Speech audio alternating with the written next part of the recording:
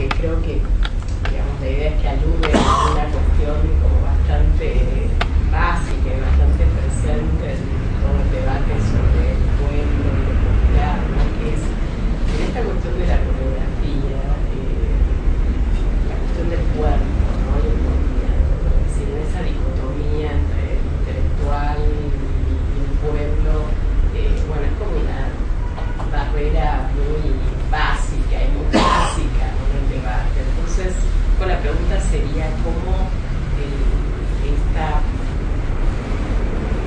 coordinación, una coreografía de los cuerpos en las películas podría de alguna manera no quedar enredada en esta cuestión. Sí, yo creo que el punto ahí es esa voz que siempre articula, digamos, ¿no? Y que necesariamente tiene que aparecer en algún momento para que exista esa noción de pueblo, ¿no? Esa homogeneidad de alguna manera bastardeada.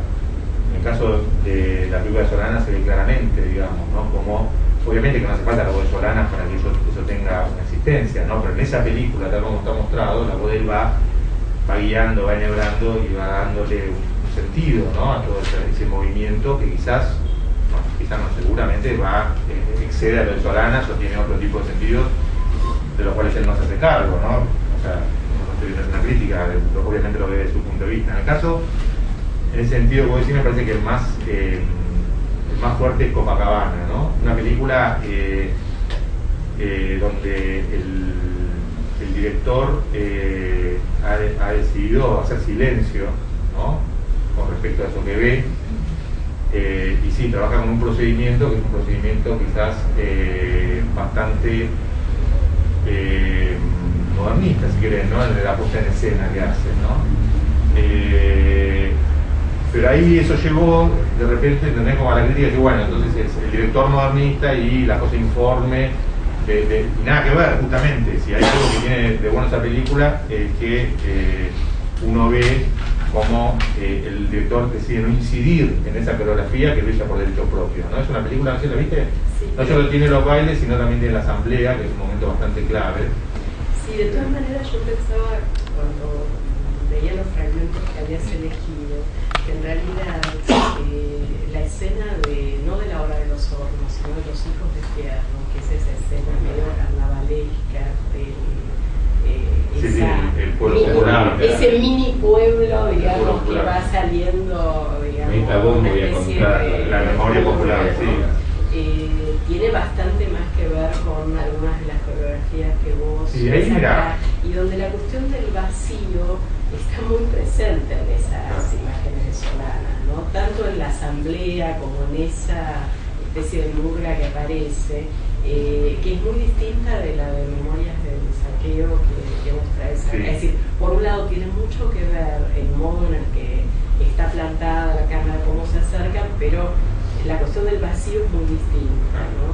Entonces, mira, es un tema que transmite como muy central y que a la vez para mí un poco enigmático, ¿no? En el sentido que Los Hijos de Fierro resulta una película muy extraña con respecto a lo que se venía haciendo, ¿no? Y con respecto a la propia postura. Hay dos películas ahí, la otra es la de Getelino, El Familiar, ¿no? Que es una película muy buena, en ese sentido es una película muy fallida, ¿no? Y no tiene la fuerza que tiene Los Hijos de Fierro, ¿no? Pero se me ocurre ahí, es un tema que quizás Mariano obviamente no puedo refutar, que es el momento en que esa idea del testimonio que aparece en el 69 como tan fuerte, ¿no? Y la idea de que para salir de la política hay que salir de la ficción, que también tenía que estar Roto Walsh, que es muy poderosa. Parece que en ese momento, ¿no?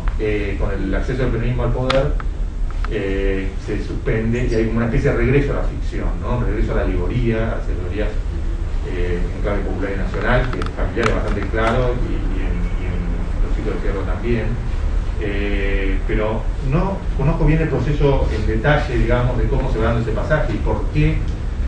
En realidad Los Hijos de Fierro es una película muy inesperada con respecto a todo lo que venía como proceso, ¿no? Y quizás la explicación es un poco ahí, digamos, ¿no? Es un momento en el que la función de la ficción o de la fabulación es posible por esa misma situación de cambio en relación con el poder, ¿no?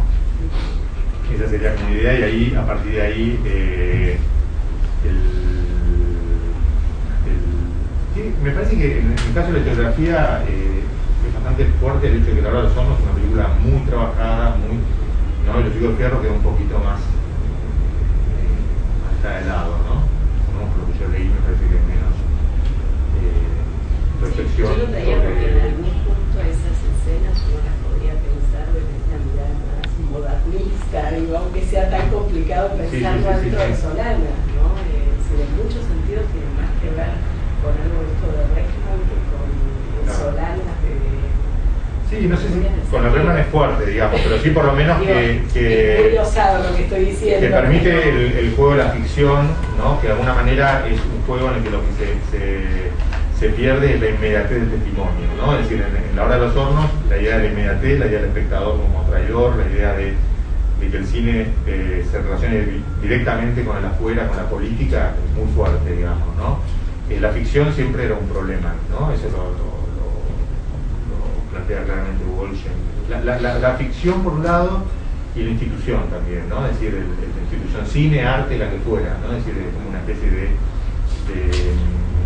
de mediación que es problemática, ¿no? Porque retarda la cosa, la desvía, no deja el contacto directo que se está buscando, ¿no?